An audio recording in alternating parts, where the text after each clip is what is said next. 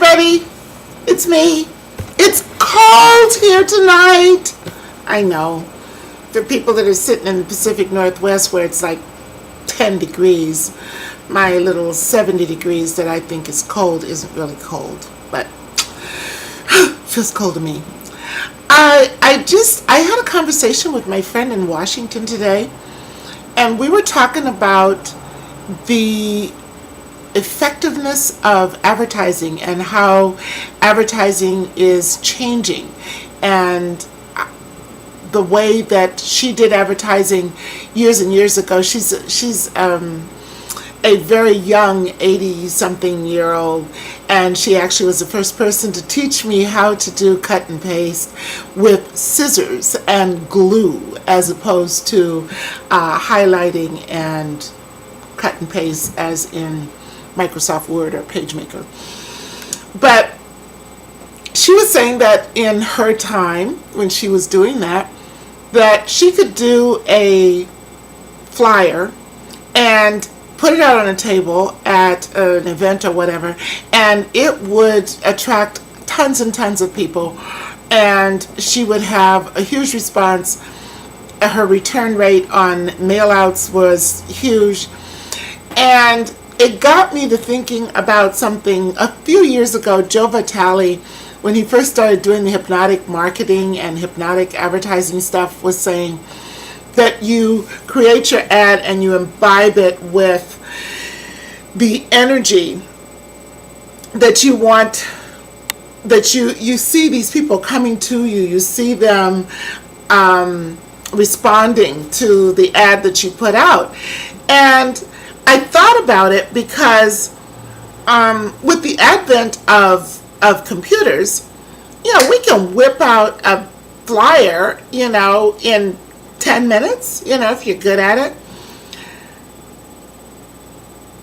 It doesn't have unless we consciously sit and think about it, it doesn't have the thought, it doesn't have the tediousness, it doesn't have the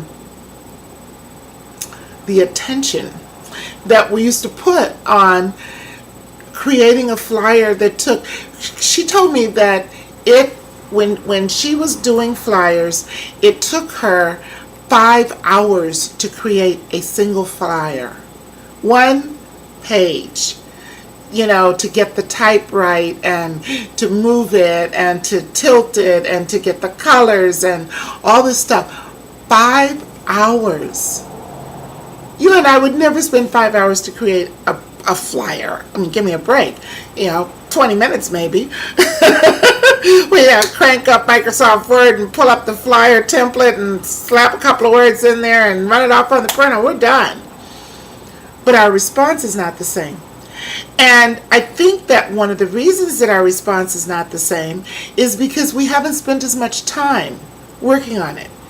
If you spend 5 hours working on creating anything, that whole time, yes, you're thinking about putting the right typeface on, and you're thinking about what color, and you're thinking about what picture to put on there, and just what angle to put it at, and all of that. But you're also thinking about the event. You're also thinking about the people coming to the event, because your mind has to do something while it's thinking about something as mundane as what typeface style to use or what size font.